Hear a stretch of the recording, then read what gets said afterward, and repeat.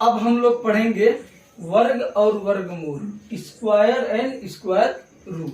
अब दोस्तों हम एक चैप्टर को पूरी तरह खत्म करने के बाद फिर दूसरे चैप्टर, मतलब जैसे साइंस का जो 3 दिन के बाद शिफ्ट होता था, अब वो पूरा एक चैप्टर कंप्लीट होने के बाद फिर नेक्स्ट चैप्टर साइंस का चलेगा। तो आज हम लोग को क्या पढ़ना है, वर्ग तथा वर्गमूल, जिसे हिंदी में कहते हैं स्क्वायर एंड स्क्वायर रूट, वर्ग और वर्गमूल। अब ये वर्ग क्या होता है और वर्गमूल क्या होता है। जैसे हमको पता है कि किसी भी संख्या को उससे गुणा कर दो, उससे उतनी बार गुणा कर दो, तो हम इसको लिखेंगे 2 की घात 2। यानी जिस संख्या को जितनी बार गुणा करोगे उसकी क्या हो जाएगी, 2 की घात 2। ऐसे 2 को जब हम 2 की पावर 3 बार गुणा करते हैं तो इसका मान क्या हो जाएगा, 2 की पावर 3। ठीक उसी तरह से जिसके ऊपर पावर 2, जिसके ऊपर घात 2, उसको कहा जाता है वर्ग। इसको क्या कहा जाता है, वर्ग कहा जाता है। वैसे जैसे 2 का वर्ग क्या हो जाएगा, 4। जैसे 2 इंटू 2 इक्वल टू क्या हो जाएगा, 4। 3 का वर्ग 3 गुणे 3 बराबर कितना हो जाएगा, 3 3 का 9। ये क्या है दोस्तों, वर्ग है। क्या है, वर्ग। किसी संख्या का उससे गुणा कर दो, यानी किसी नंबर को उसी नंबर से मल्टीप्लाई कर दो, उसको क्या कहते हैं, स्क्वायर कहते हैं या फिर वर्ग कहते हैं हिंदी में। तो अब हम लोग पढ़ेंगे कि वर्गमूल क्या होता है। तो वर्गमूल दोस्तों पढ़ने से पहले आप लोग इसको स्क्रीनशॉट ले लीजिए।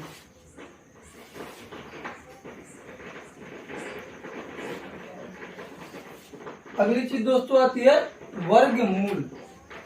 अगली चीज आती है वर्गमूल, जिसको क्या कहते हैं, स्क्वायर रूट कहते हैं। जैसे मान लो ये 2 गुणे 2 बराबर क्या होता है, 4। तो 2 का वर्ग क्या हुआ, 2 का वर्ग 4।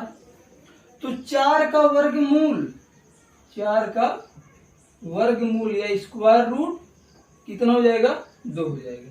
यानी जिस संख्या का वर्ग होता है, जैसे 2 का वर्ग 4 है, तो उसका उल्टा 4 का वर्गमूल कितना हो जाएगा, 2 हो जाएगा। 4 का वर्ग कितना हो जाएगा, 2 हो जाएगा। इसको क्या कहा जाता है, वर्गमूल कहा जाता है।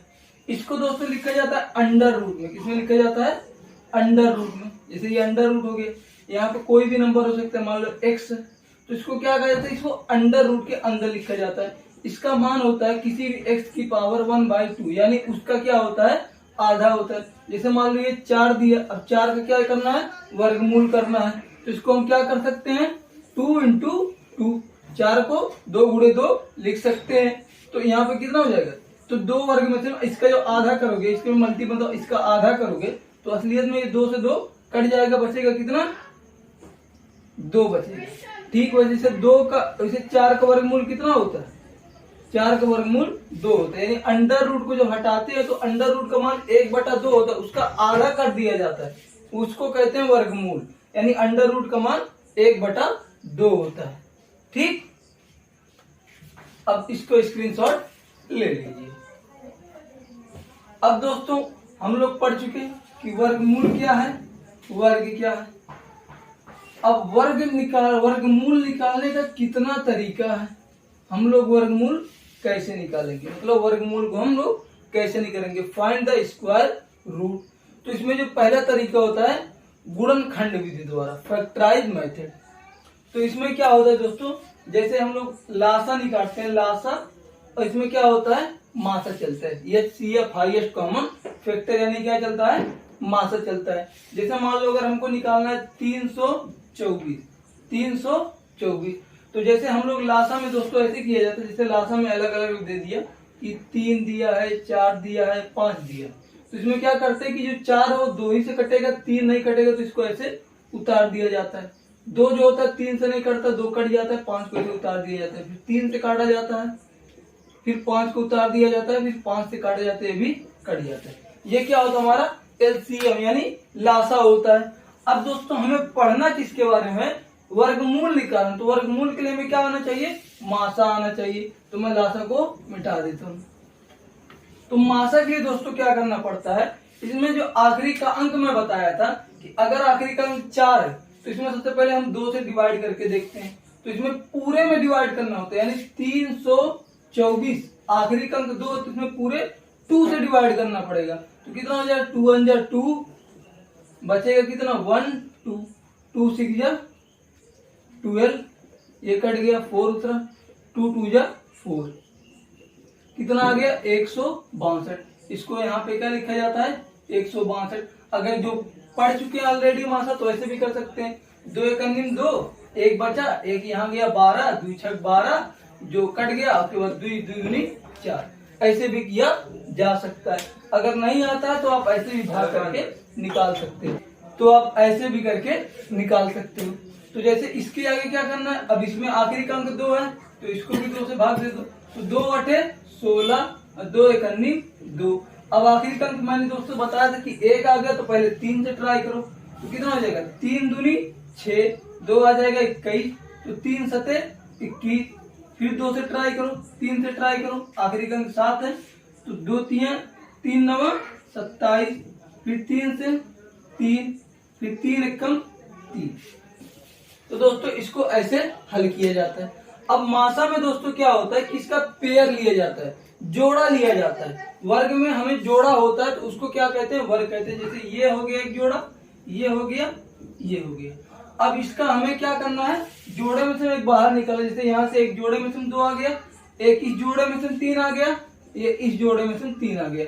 अब इसको मल्टीप्लाई कर लो, 2 3 6 और 6 3 18, यानी 324 का वर्गमूल जो है क्या है 18 है, और 18 का वर्ग कितना है 324 है।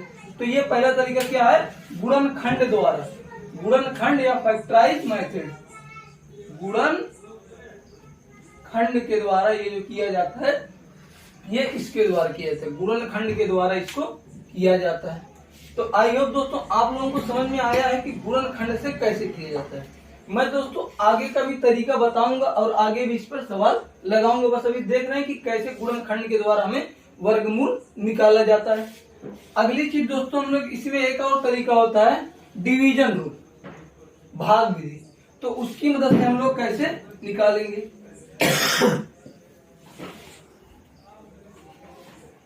अब हम लोग क्या पढ़ेंगे, डिवीजन रूल, हिंदी में इसको क्या कहते हैं, भाग विधि। हिंदी में इसको क्या कहते हैं, भाग विधि, यानी डिवीजन रूल। इसमें क्या होता है, इसमें सबसे पहले क्या किया जाता है, जोड़ा बनाया जाता है। क्या बनाया जाता है, जोड़ा बनाया जाता है, यानी जो सबसे पहले क्या किया जाता है, इसका पेयर लिया जाता है। अब जब अभी जब एग्जाम्पल होगा तो आराम से क्लियर होगा, ठीक। सबसे पहले इसका जोड़ा बनाया जाता है, फिर दूसरा स्टेप क्या किया जाता है कि जो उसका जो जोड़ा है, जो पेयर है, उसमें किस नंबर, किस वर्ग से डिवाइड करें कि उससे कम है, उससे ज्यादा नहीं, उससे कम आ सकते हैं, फिर उसके बराबर है, यानी उसके उस संख्या से भाग दें जो जोड़े से कम या बराबर। उसके बाद दोस्तों क्या किया जाता है कि जैसे जो चीज आती है उसके बाद उसको ऐड करते जाते हैं। जो इसमें मेन स्टेप होता है क्या होता है, सबसे पहले जोड़ा बनाया जाता है। जैसे अभी हम लोग एग्जांपल किए थे कि 324 कितने का वर्ग होता है, वर्गमूल 324 का वर्गमूल कितना होता है 18 होता है। तो इसमें सबसे पहले क्या की जाती है, पेयरिंग की जाती है। पेयरिंग मतलब 2 2 का जोड़ा। अब इसका जोड़ा बन गया, जिसका जोड़ा नहीं बना उसको भी एक जोड़ा माना जाएगा, क्योंकि ये सिंगल हो तो क्या होगा, पर इसका जोड़ा बनेगा, ठीक। तो यहाँ पे सबसे पहले क्या है 3 है, तो कौन सा ऐसा वर्ग है, यानी कौन सा ऐसा स्क्वायर रूट है जो 3 से इसका स्क्वायर करने पर 3 से छोटा या फिर बराबर हो जाए, तो वो क्या है 1 है। तो इसमें 1 बार ले जाएंगे, 1 इकन्नी 1, और इसमें 1 ऐड कर देंगे, तो कितना हो जाएगा 1 1 1 अंजा 1, तो कितना बचेगा 2। अब जो ये जोड़ा है तो इस जोड़ा पूरा उतरेगा, जैसे भाग में नॉर्मल उतरता था 1 1 अंक, इसमें 2 2 अंक उतरेगा, कितना हो जाएगा 224। अब इन दोनों को ऐड करो, कितना हो गया 2। अब यहाँ पे क्या होगा कि अगर तुम यहाँ एक बार ले जाओगे तो 21 इकन्नी, अगर 2 दाइन तो 22 दूनी, 3 दाइन तो 23 3, तो यहाँ कितने दाइन 8 दाइन, तो 28 8 224, तो ये हो गया 38। अब आंसर कितना आ गया 18। ये गुणनखंड विधि यानी फैक्टराइज मेथड से भी हमने देखा था कि 300 का वर्गमूल कितना होता है, स्क्वायर रूट 18 यानी 18। तो अब आप लोगों को समझ में आ गया होगा कि भाग विधि से मतलब जो फैक्टराइज मेथड और डिवीजन मेथड से कैसे स्क्वायर रूट निकाला जाता है, स्क्वायर किसको कहते हैं। अब हम इसमें कुछ चीजें हैं जो जानने की कोशिश करेंगे। ठीक दोस्तों, हम लोग क्या पढ़ेंगे कि वर्गमूल में कुछ मूलभूत अवधारणा होती है यानी कुछ बेसिक प्रॉपर्टी होती है, उसके बारे में जानेंगे। क्या है? मूलभूत अवधारणा। मूलभूत अवधारणा। तो इसमें दोस्तों क्या होता है, सबसे पहले अगर कोई सम संख्या यानी कोई इवन नंबर है और उसका स्क्वायर करेंगे यानी किसी सम संख्या यानी इवन नंबर का वर्ग यानी स्क्वायर करेंगे तो वह सम संख्या ही होगी। यानी अगर किसी इवन नंबर से यानी अगर किसी इवन नंबर का स्क्वायर किया जाए तो हमेशा क्या आएगा, इवन नंबर ही आएगा। जैसे कोई भी इवन नंबर जैसे ले लो 8, तो 8 का स्क्वायर क्या होगा, 8 का स्क्वायर 64। ये भी क्या है, इवन नंबर है। यानी अगर किसी इवन नंबर का स्क्वायर करोगे तो क्या मिलेगा, इवन नंबर ही मिलेगा। उसके अलावा दोस्तों क्या होता है, विषम संख्या यानी ऑड नंबर। इसमें भी वही सेम टू सेम है कि अगर किसी विषम यानी ऑड संख्या, किसी विषम संख्या का वर्ग करने पर विषम संख्या मिलेगी। यानी किसी भी ऑड नंबर का अगर तुम स्क्वायर करोगे हमेशा क्या मिलेगा, ऑड नंबर ही मिलेगा। जैसे कोई भी ऑड नंबर मान लो जैसे 9, तो 9 का स्क्वायर 81। तो इसमें क्या है, अगर ये ऑड है तो इनपुट में भी क्या आएगा, ऑड आएगा। दूसरी प्रॉपर्टी, अगर इसका स्क्वायर बराबर है, ए स्क्वायर बराबर बी स्क्वायर, यानी दोनों क्या है, वर्ग बराबर है, वर्ग बराबर है और दोनों नंबर भी बराबर है, तो ए बराबर बी होगा, ए बराबर बी होगा। यानी अगर स्क्वायर बराबर है तो ए बराबर बी बराबर होगा। ये इसकी दूसरी प्रॉपर्टी। ठीक, तीसरी प्रॉपर्टी है कि मतलब अगर पूछ लेता है कई बार कि इस संख्या को बताइए परफेक्ट स्क्वायर है कि परफेक्ट स्क्वायर नहीं, यानी पूर्ण वर्ग है पूर्ण वर्ग नहीं है, तो इसको हम आंखों से भी देख के बता सकते हैं कि ये परफेक्ट स्क्वायर है या फिर परफेक्ट स्क्वायर नहीं है। यानी अगर जो लास्ट का जो डिजिट यानी लास्ट का जो अंक है, अगर किसी भी स्क्वायर करने पर जो उसका वो स्क्वायर आता है उसमें अगर 2 आ जाए, 3 आ जाए, 7 आ जाए, 8 आ जाए, तो हम डायरेक्ट बोल देंगे कि ये परफेक्ट स्क्वायर नहीं है। क्योंकि अगर कोई भी नंबर ले लो, 1 का वर्ग 1 ही होगा, 2 का 4 होगा, 3 का 9, 4 का 16, 5 का 25, 6 का 36, 7 का 49, 8 का 64, 9 का 81 और 10 का 100। तो इसमें कोई भी नंबर देखोगे कि इन चारों में से कोई भी डिजिट आखिरी का डिजिट नहीं है। यानी अगर आखिरी का डिजिट आता है, अगर पूछ लेता है कि पूर्ण वर्ग है कि नहीं, यानी परफेक्ट स्क्वायर है कि नहीं है, तो हम आंख से देखकर ही बता सकते हैं कि ये परफेक्ट स्क्वायर है कि नहीं। हम इस पर क्वेश्चन भी करेंगे बट अभी के लिए याद रख लो। ठीक, ये थी इसकी तीसरी प्रॉपर्टी। अब चलते हैं चौथी प्रॉपर्टी पे।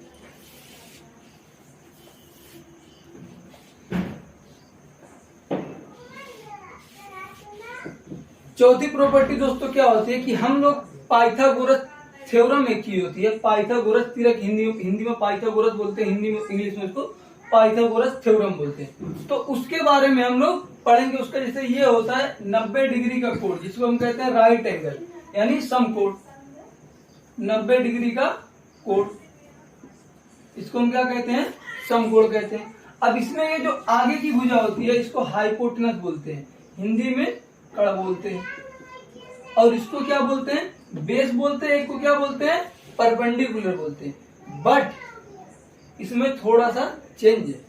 अगर एंगल डिसाइड है तो तुम डिसाइड कर सकते हो कि ये परपेंडिकुलर है कि बेस है। यानी अगर यहाँ पे एंगल बन रहा है, यहाँ पे अगर कोनो कोण बनत है तो नीचे वाला सामने वाला का हुई लंब यानी परपेंडिकुलर, और बीचे वाला का हुई आधार यानी बेस। अगर एंगल चेंज हो जाए, यहां से एंगल हट के यहां हो जाए, तो इसके सामने वाला क्या हो जाता है, परपेंडिकुलर यानी लंब हो जाता है, और ये क्या हो जाता है, आधार हो जाता है। तो ये दोनों डिपेंड किस पे करते हैं, एंगल पे डिपेंड करते हैं। बट ये जो होता है किसी पर भी डिपेंड नहीं करता, ये इन दोनों का क्या होता है, स्क्वायर क्या होता है, सम होता है। तो इसका जो तिरक निकाला जाता है, जैसे अगर यहाँ पे देखोगे कि इसका एक फार्मूला होता है कि जो ये हाइपोटेनस का जो स्क्वायर है, यानी ये जो कर्ण का स्क्वायर है, वो बराबर होता है परपेंडिकुलर प्लस बेस के स्क्वायर के बराबर होता है। ये इसका नियम, यानी जो हाइपोटेनस होता है वो परपेंडिकुलर और बेस के क्या होता है, बराबर होता है। तो यहाँ से क्या होता है, तिरक निकालते, जैसे मान लो अगर हमारा हाइपोटेनस कितना है, 5 है, हाइपोटेनस 5 नहीं, मतलब हाइपोटेनस 5 दिया है और बेस दिया है कितना, 4 दिया है, तो परपेंडिकुलर कितना होगा, 3 होगा। अब आगे जब सोल्व करोगे तब दिख जाएगा। ठीक, तो ये तिरक कैसे फाइंड करेंगे, इतना लंबा जाने की बजाय हम डायरेक्ट मेथड से के थ्रू भी कर सकते हैं कि कैसे इसका तिरक फाइंड करेंगे, यानी तीनों संख्या कैसे निकालेंगे, जैसे 1 2 3, तो तीनों संख्या कैसे निकालेंगे अब उसके बारे में बात होगी। ठीक,